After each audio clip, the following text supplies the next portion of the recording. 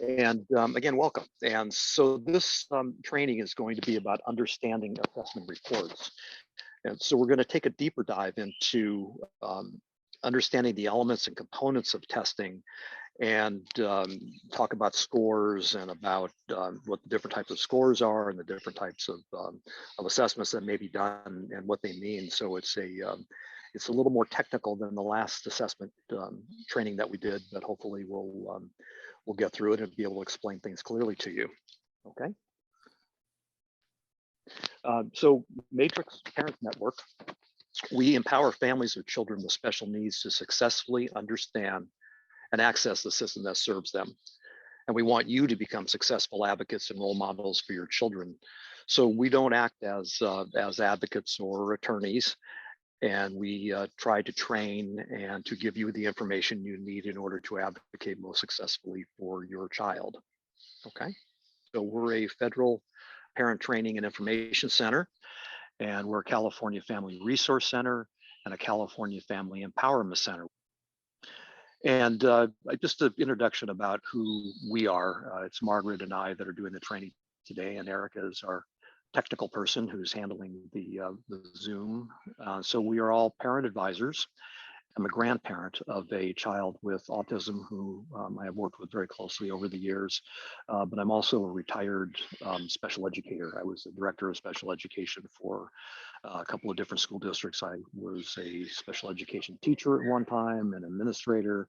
I also taught at a California State University for many years, teaching special education, and I've been with Matrix for a little over a year now, and very happy to be here. So Margaret, if you want to introduce yourself.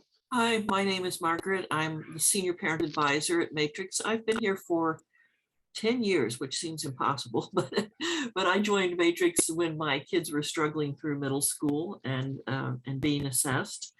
And my children are both young adults now, but I did go through many IEP meetings with both of them.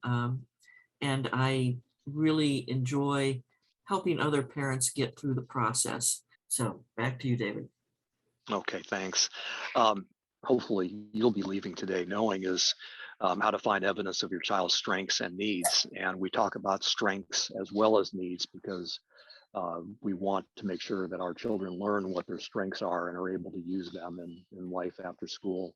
And as long as they also know what their needs are, so we can accommodate for those and teach them how to provide those accommodations for themselves. We're going to talk about how to interpret the data from cognitive and academic tests.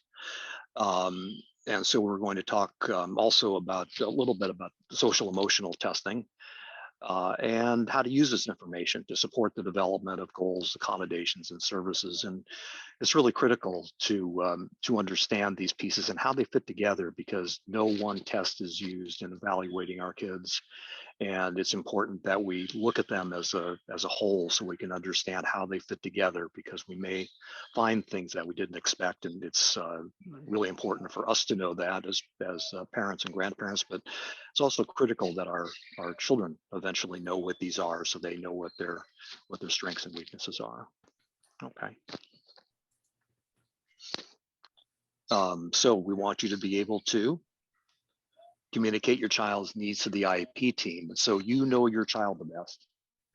You can look at a report and you can say, yeah, that's my kid, or no, that's not my child. And you know what some of those strengths are that may not show up in the testing. And it's just important for you to understand what those tests say so you can interpret those and relate those to your child and help the team with that information. How to support your views with evidence from the assessments. So we'll talk about this in a little while, but sometimes an IEP team will get stuck on a particular score and something, and then you look a little deeper in that because you're saying, well, that's not really who my child is. That's not what I'm seeing. And you may look at a subtest or even a different test and say, oh, that's how this relates to the test that we're looking at. So you are in a position to know your child so well that you can interpret this information a lot more accurately sometimes than even the professionals can. and to engage in a meaningful discussion of needs during an IEP meeting. And, again, I'll just reiterate that you know your child the best, and you're there 24 hours a day, and you know what they need. So, professionals are going to have dozens of kids that they're working with, and sometimes scores of children, and so they're not going to certainly be able to dig as deep as you can with your relationship with your child. So what goes into assessments? So one of the things that almost always goes into an initial assessment, and probably a couple of assessments after that, are cognitive or IQ tests. And it's a saying in the field, I guess, that cognition doesn't really change over time. But I'm of the opinion that you should do at least 2 or 3 cognitive tests in a child's career, just to make sure that we're getting accurate information. But IQ tests are certainly a big part of the testing. And then we look at academic skills tests, and what we do a lot of times is compare what the cognitive tests say to what the academic skills tests say, and what the actual performance of the child is. And a lot of information we can get from that. We find sometimes that kids are overperforming from their IQs, and sometimes they're underperforming, and knowing what their academic skills are and how they're performing is critically important information. We look at behavior questions and rating scales.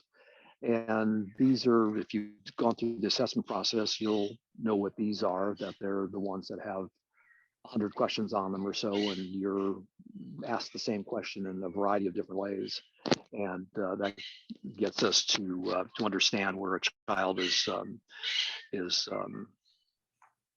functioning in terms of their behavior and social skills and those sorts of things. And then testing by a speech and language pathologist or other specialists can happen. We look at speech and language for articulation, which is the physicality of speech, but we also look at speech and language in terms of language usage and social skills, and how the child functions in their environment with others in terms of their language. We may do other testing in areas like occupational therapy or behavior assessments that a behaviorist may conduct. Possibly physical therapy, although that's not as often. Adaptive technology. There's adaptive PE. So there's a lot of different areas that we look at that can go into testing. Okay.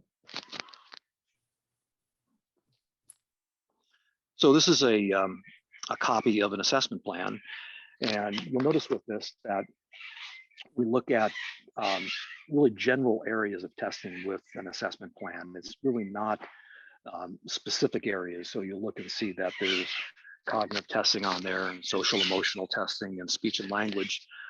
Most districts don't provide you in advance with the actual tests that they're going to give, although you can certainly ask for what those are, and they'll probably provide you with that information. But psychologists and speech and language pathologists and so on are professionals, and they select tests based on a number of things. It could be on the profile of the child.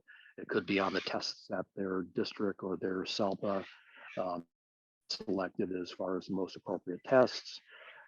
It could be that they are looking at specific areas of strengths and weaknesses for your child, so they're looking at a particular test. But again, they're usually not going to give you the specific test on an assessment plan. And then over on the right side there, you'll see that the person who's going to give the test, and it would be again the school psychologist, speech and language pathologist, and so on. So with this assessment plan, we talked about it last week, but upon a request for assessment, the district has 15 days to respond to you with an assessment plan or a refusal to assess. And then you have at least 15 days to return that. And as soon as you sign the assessment plan and return it to the district, they have 60 days then to complete all the testing and to hold an IEP meeting, which they then discuss the details of all the tests. Okay.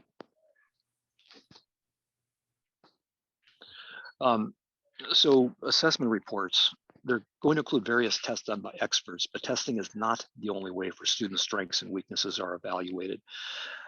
So assessments are going to include a lot of other things besides just raw test scores. They're going to include interpretation of the tests as related to your child. They're going to look at reports that you provide. There's usually a report and a history of the child's life, including from birth, if there were any issues at birth and in development in the first couple of years of life and so on.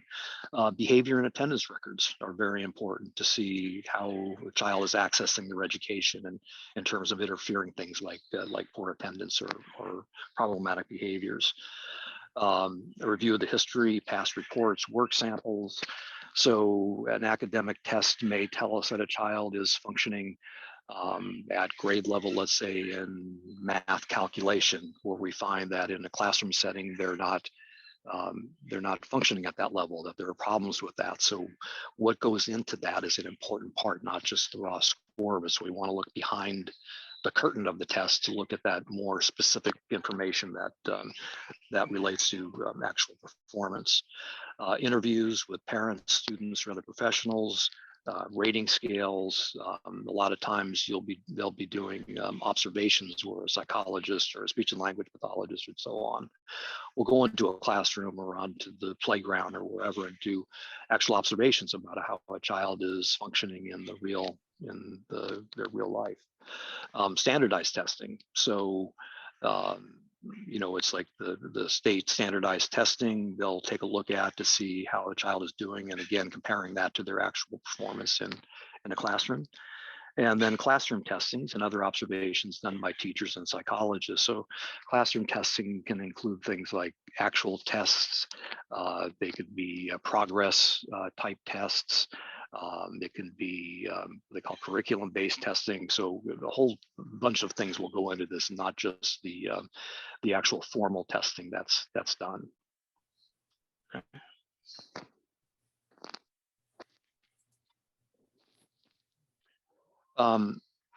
So the history and the background of your student, which we talked about, and that's from birth, and talking about those milestones that children usually need, and how your child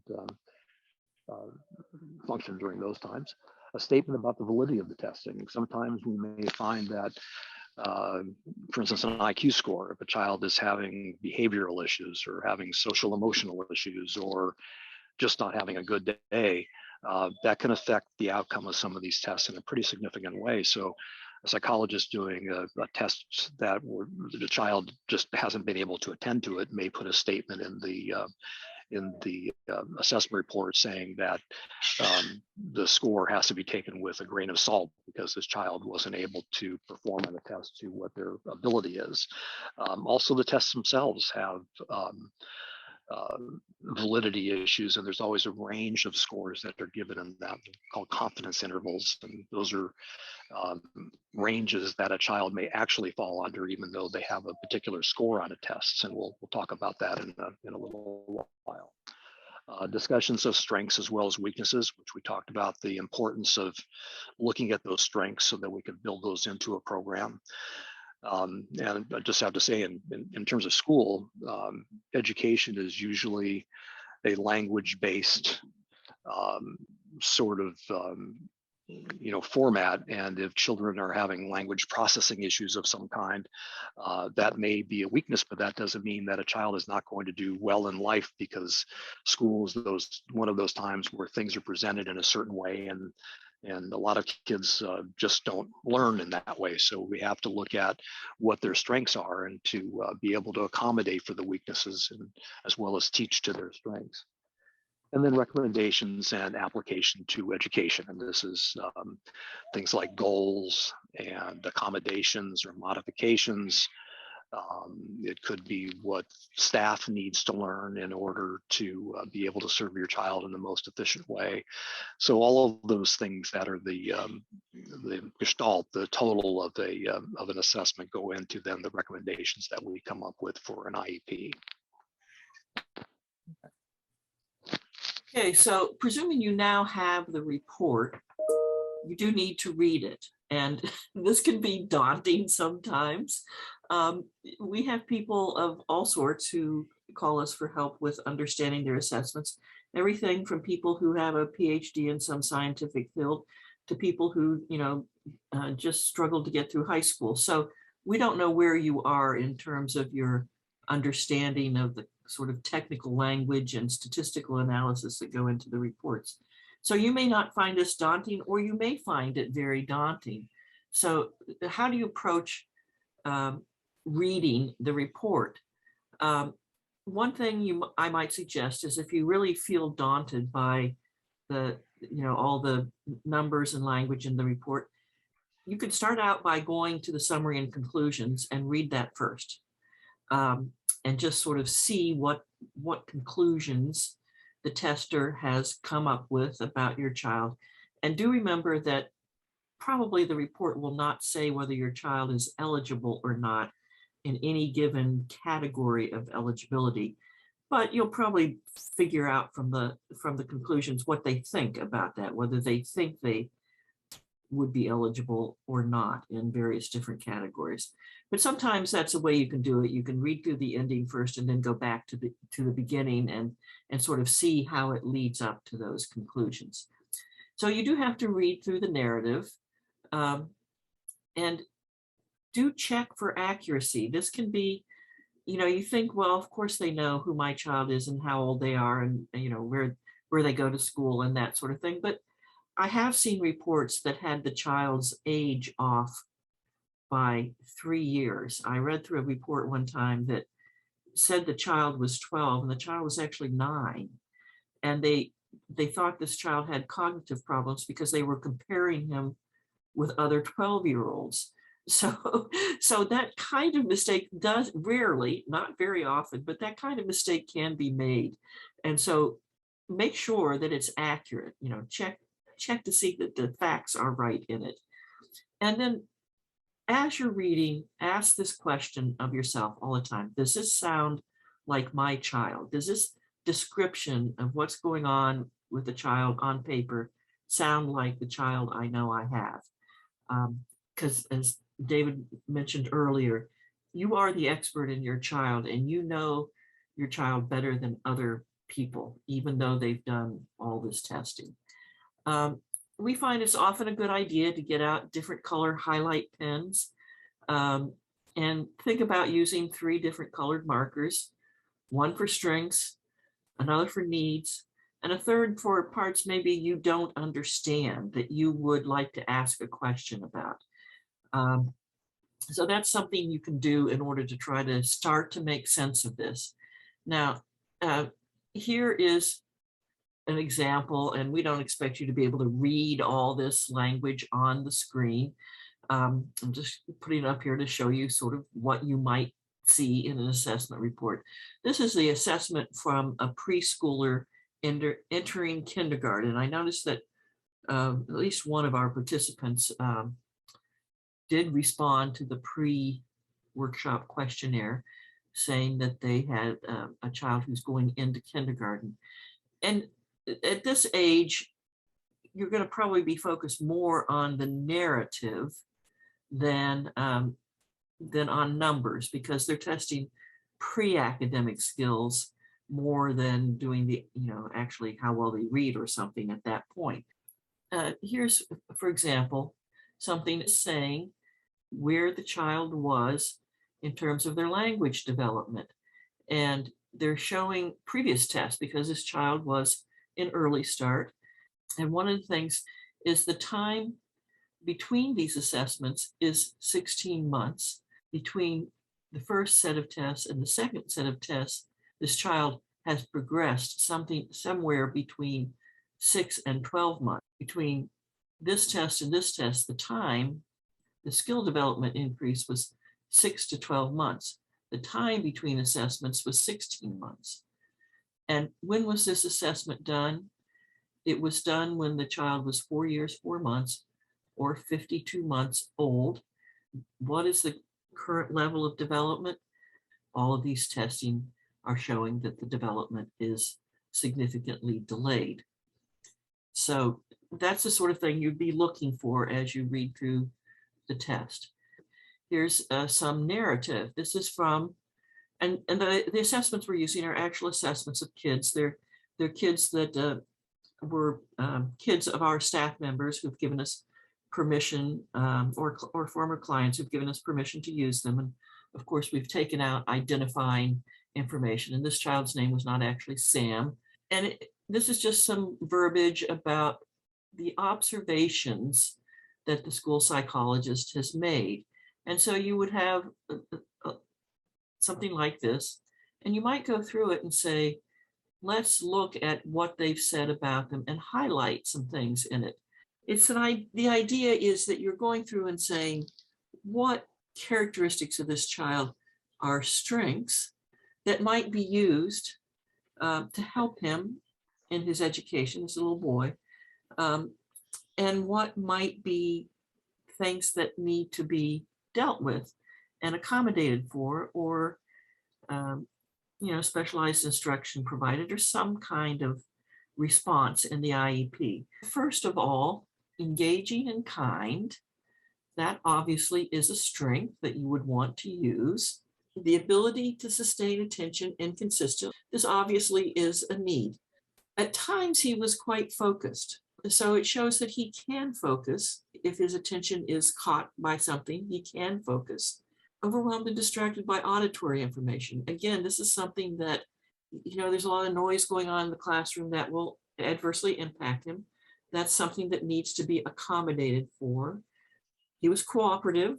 That's obviously a strength. Word finding difficulty. Yes, this is an issue that needs to be examined.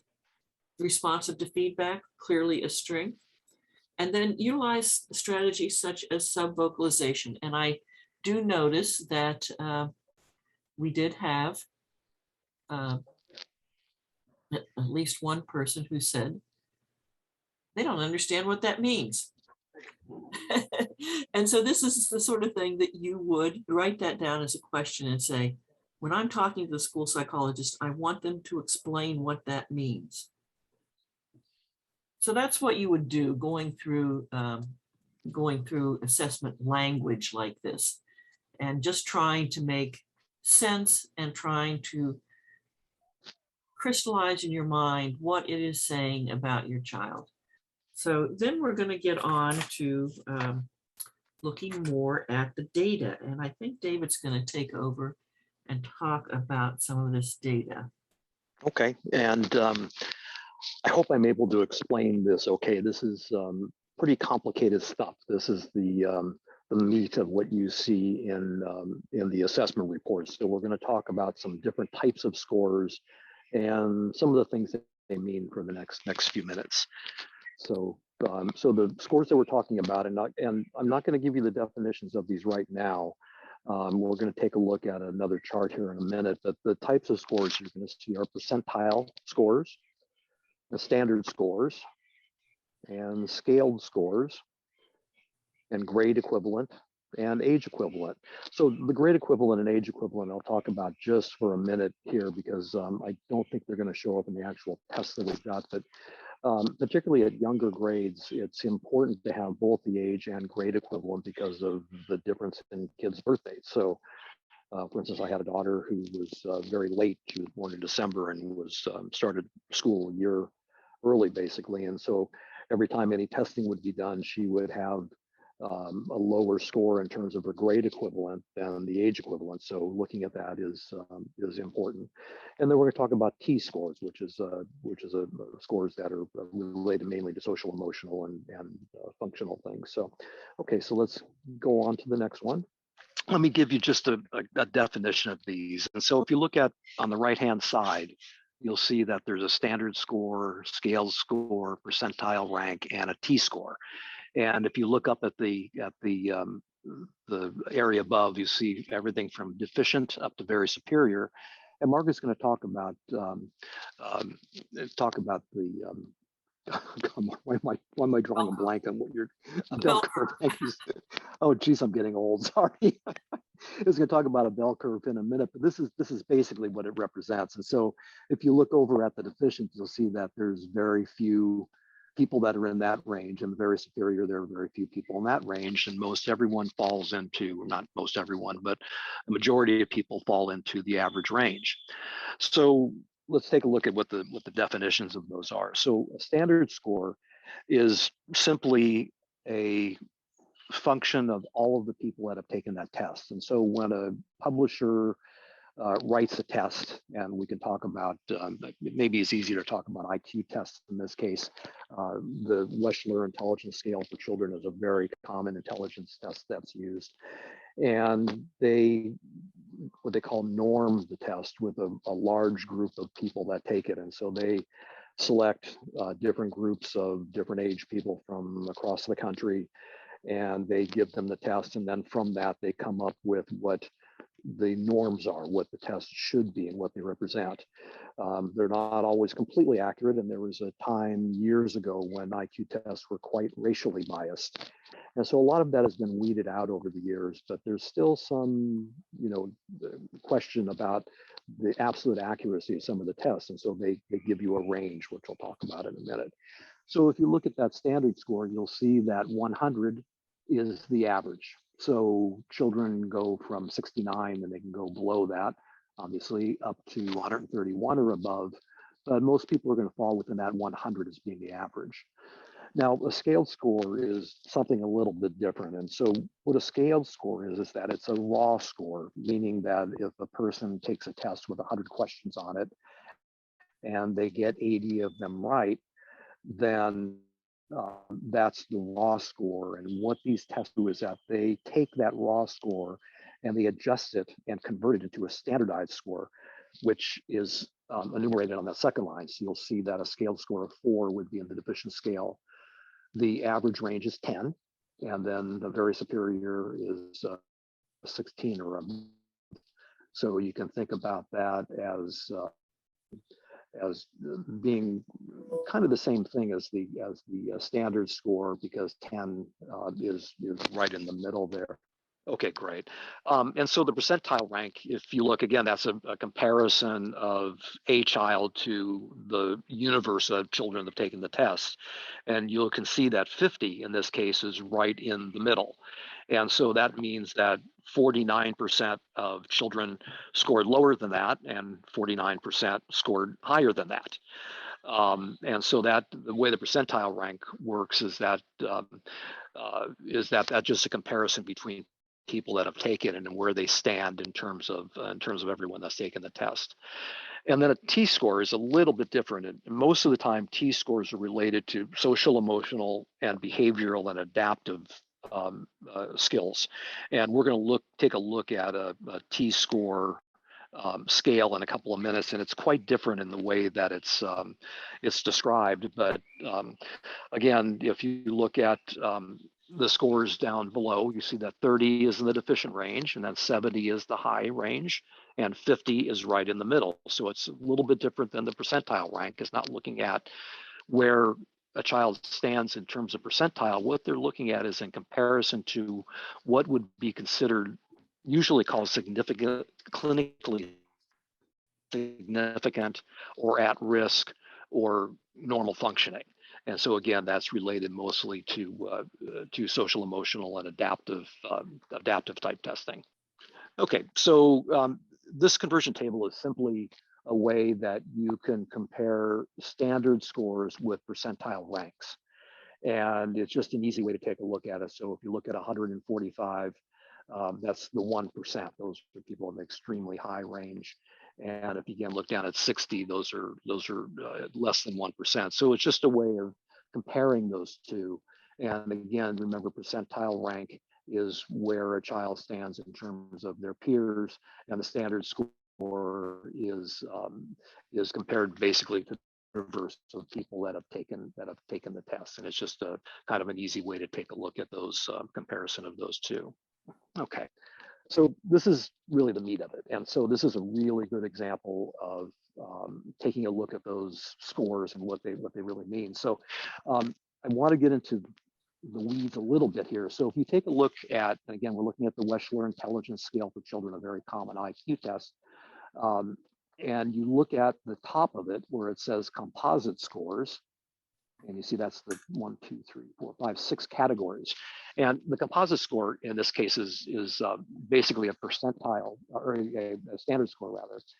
And so you see the standard score is going to be right in the average range. That's a 95. The percentile rank is a 37, which puts the child in the average range. Now we have to look in that third column there talking about confidence interval. And what a confidence interval is a level to which the child falls into, which the psychologist can say with confidence they were within that range. So while the child came up with a composite score of 95, which is a standard score, the confidence level for this, or the confidence interval, is 89 to 102. So the actual score the child may get would be between that range. And the reason for that is that statistics is not an exact science. And so when they're writing the test and norming the test and giving it to the whole range of people that are taking it, they take into consideration that there's going to be some margin of error in that. And the confidence interval is their statistical analysis of what that variable may be. So, you can take a look at those and you can say there's a range, but it could be within that range. Now, the other important thing about this is when you look at scores, and this is what I was talking about before, is getting deeper into what the scores mean, is that top box, what that is, sorry, I just lost myself. Okay, what that top box is, those are composite score, which means they're made up of subtests. So let's take a look at the verbal comprehension index and then take a look down in the lower section where you see it says the subtests, and you see similarities and vocabulary. Now, those subtests are the things that make up the component for the verbal comprehension index. And so these two subtests measure different kinds of things. And so, for instance, similarities would be an example of how are a couch and a chair alike. And psychologists would ask the child that, and they would give a response. And the response was, those are things you sit on. And there's different responses, and they range those in different ways. Vocabulary is word definitions. So if we have a verbal comprehension index of average and the two subtests, similarities and vocabulary, are average, we're pretty confident that that child is in the average range for the verbal comprehension. Now, if you're looking at something like similarities being in the high average range and vocabulary being in the low average range, what is that going to tell us? Well, if we look at similarity as being kind of a logic test, how are couches the same as chairs? And we look at vocabulary as the actual knowledge a child has about words, we can see that those are really two different skills. And so if we have a child that's really good at similarities, they may be really good at logic and may really be good at figuring out problems, but they may not have been either exposed to vocabulary. They may have a short-term memory issue where they can't come up with that definition of what the vocabulary word means. And so it tells you something different if you look at those subtests. Sometimes not, but you can see that it's important because those are really two different skill areas that are important to look at. For instance, let's look at one more area, and we'll look at processing speed. Oh no, let's look at fluid reasoning because that's a little bit different. So if you look at fluid reasoning up on the top, you see that's the third one down there. We look at the child getting a composite score of 106, and that's in the average range. And so what fluid reasoning is made up is, it's made up of matrix reasoning, which is visual processing and abstract spatial perception. So it may be the ability of a child to be able to look at a graph on a whiteboard in a classroom and to be able to integrate that information. Where figure weights, which is the other subtest that goes in there, excuse me, is general intelligence.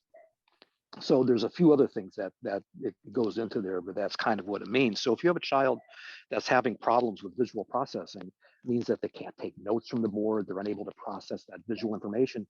But if they have a high score in general intelligence, that means that that's something that we may be able to accommodate for.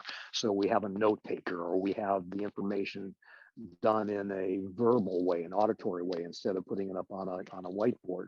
So you can see the importance of looking at those scores in a more holistic way instead of just taking that main score and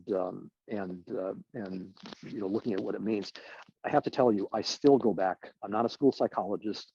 And even though I've been to thousands of IEP meetings and I've read at least hundreds of assessment reports, I still go back and look at what does similarities mean. I forget what vocabulary means.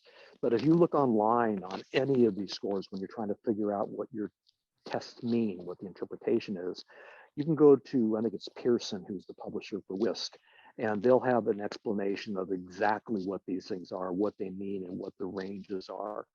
So this time for this presentation, I went back and I had to look at those tests because I totally forgot what they meant and what the subtests were for the different areas.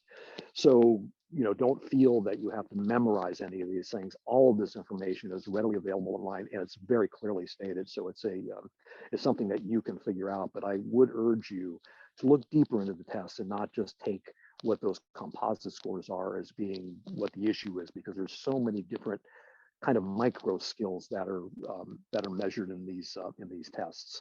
And I'm just going to note here that this report that we have shown you on the screen, they've done a very nice job of laying out the composite score, the percentile rank, etc. Sometimes these reports don't do that. Sometimes they'll just give you one of these scores and you'll have to figure out for yourself what it means. You can always use that conversion table we should have provided to you to turn any of the scores into a percentile. And we usually find that parents can understand percentile rankings better than some of these other scores. So you can turn any scaled score or standard score into a percentile just to help you comprehend what it means. We're going to do a little bit of thinking about the bell curve. So you're seeing that the bell curve has an average, and they define average to go from rather low average to rather high average. So average includes a whole lot of, most of the kids in the class will be considered average. And one of the things you have to realize when you get these testing back is if your child is scoring somewhere in this area in the low average range, they may be struggling in school because so many of the children will be scoring at a more advanced level, but they're still within the average range. So that's sometimes confusing for parents to understand. Just being in this low average range does not mean that your child has any kind of disability that would make them eligible. Not a score in this area by itself isn't indicative of any kind of real significant issue. By the same token, a child can score in the high average or even superior range and still have a disability, because this is not all just academic functioning. It also has to do with social and emotional capability. And also, the other thing we will talk about is sometimes you see scores that from the subtests, from the different variety of tests that fall through this whole area. They don't all fall in the same area. When we talk about some children being neurotypical, usually what that means is all their scores are going to be in sort of the same area, wherever they're scoring. All the subtests and all the scores are going to be fairly similar. Sometimes with kids that are not neurotypical, you see a scattering of scores throughout the range. So finally, once you have a sense of these different ranges, then we start adding back in. Here's where the standard scores are. Here's where the percentile ranks are. And now you can see how they relate, how these different categories relate to the bell curve. And then here again, we look at this bell curve with the number of kids on it. Again, about 80% of the children will be considered average, even though they may score from very low average to a very high average. Still, all of these children are going to be considered average. So any standard score between 80 and 120, or a percentile rank between 9 and 91, that's going to be considered average. Again, here's this conversion table. We're going to be able to do a little bit of practice converting standard scores to percentile ranks. If the standard score on the fluid reasoning index is 106, then what is the percentile ranking? So you'd go to this chart, and where is 106 on here? Here's 106, and that translates to 66. Okay, and if the child receives a standard score of 106, a percentile rank of 66, where does this place them? And you have to sort of go back then and look at the bell curve again. Where does 66 fall? 66 percentile ranking falls right in here, but this is a child that's scoring in the average, sort of above average range.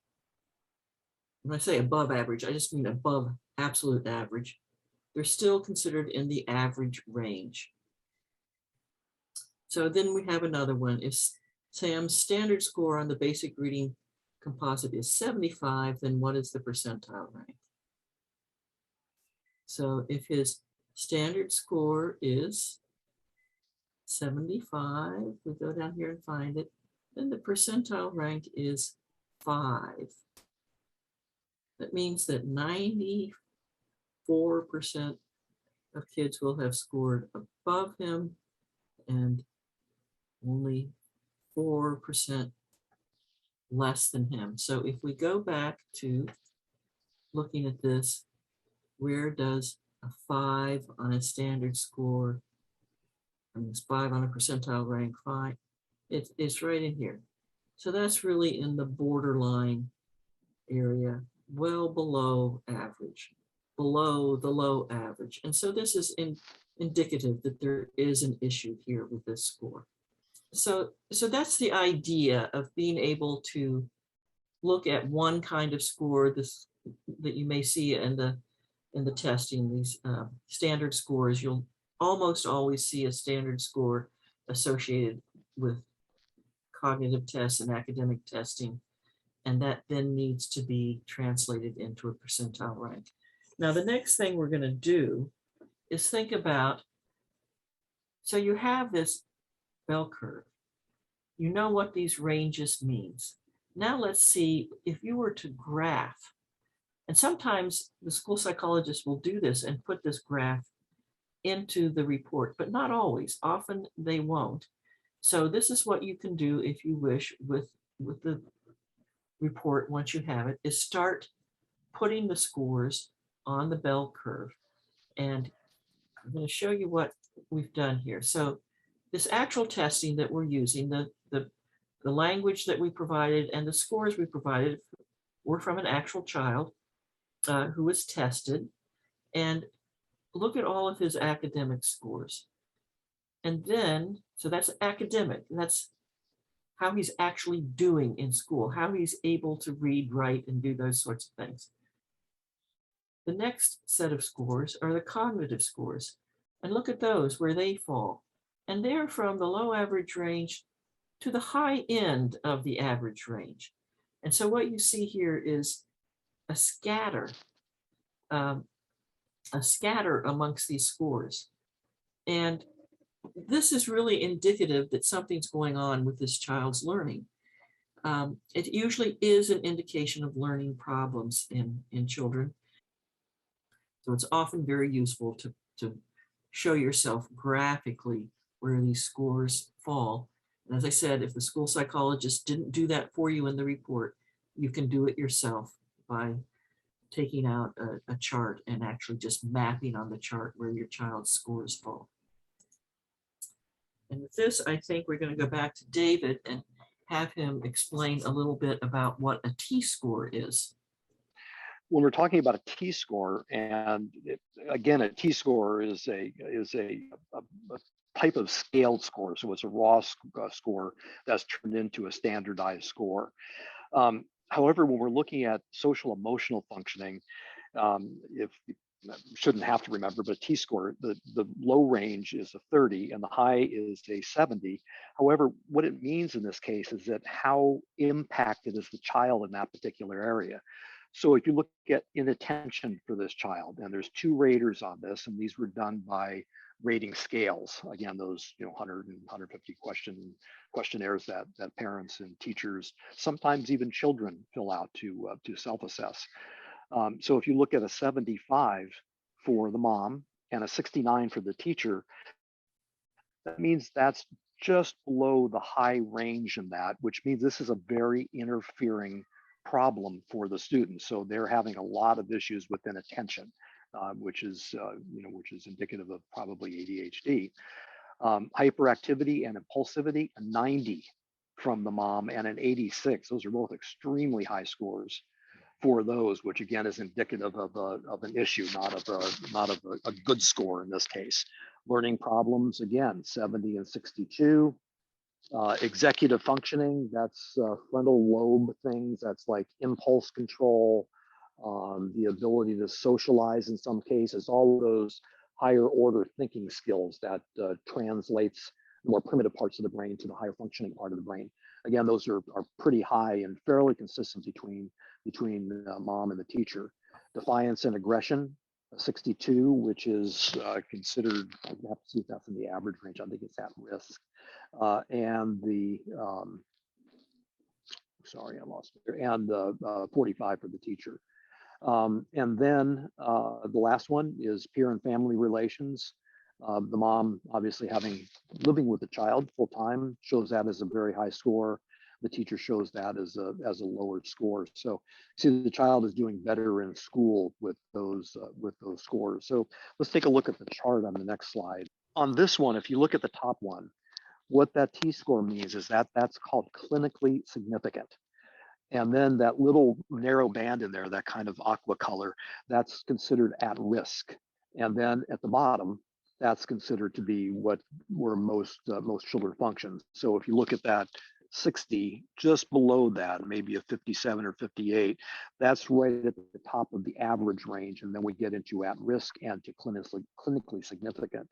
So you can see between the two that this is pretty consistent, again, except for the aggression and defiance and whatever the other one was, the peer relations, or the defiance and aggression of the family and peer relations. So mom scores this child is having really significant issues with all of these. At risk is still considered pretty high. So we're just showing what the difference is between the parent and the teacher, and this is really pretty consistent. Sometimes you'll find that there are children that seem to do really well in school, and the teacher is showing these as very low, and a parent is showing them as very high. A lot of times what that means is that a child is keeping it together at school, and then they're pretty high on the scale of frustration and so on by the time they leave, and they may be having significant issues at home. A good way to look at these kind of things is that there's the analogy of using like a laboratory beaker, and the beakers are kind of wide at the bottom, and then they get narrower as they go up. And a lot of times what we see with children is that their beaker may be pretty full by the time they get to school, and then they may be having significant issues at school. And then at home, their beaker, the level of the liquid goes down to a lower level and they're doing okay, or vice versa. And so what we find with children with that beaker analogy is that they may be functioning at a point where their beaker's at a pretty high level on a normal day. And so there's not that much room for them to experience frustration.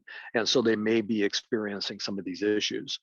And so it's really good to know that these are how the child is rating, so that we can address those through accommodations at school, or through therapy, or through maybe a sensory diet, which is for a child to get their sensory needs met, self-calming strategies, self-talk and so on. So that's a brief description of T-scores. And then we look at the adaptive scales. And so we're looking at adaptive scales. Again, that's the clinically significant part of how the child's actually adapting to home and the school environment. The adaptive scales are reversed so that the low numbers are problematic. It gets confusing because the T-scores on some tests, you're worried about high numbers, and on some tests, you're worried about low numbers. So you really do have to look at it carefully and make sure you're interpreting them correctly. It does get very confusing. We're nearing the end of our presentation at this point, but you need to keep all of this in perspective, because your child is not a test. Your child is a child, and life is not just how they're doing in school. So try to keep perspective on this as you go through the process. And it's always important to focus more on a child's strengths than their weaknesses.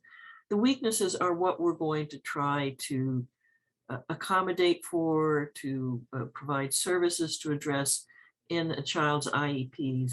And so in an IEP discussion, you're often going to be talking about your child's weaknesses. But remember, they do have strengths, and you need to use those strengths to help them cope with school, cope with life, help them enjoy and appreciate the things they do well as, don't just make it all about the problems. And then, the ambiguity of all this, you can go through all this testing and still have difficulty sometimes understanding exactly what's going on. And to some extent, there is no test that perfectly defines your child. So you may have to live with a little bit of ambiguity and lack of 100% understanding. You do the best you can. The school psychologists, the special ed or resource teachers do the best they can to try to understand. But there's always going to be a little bit of figuring out as you go along.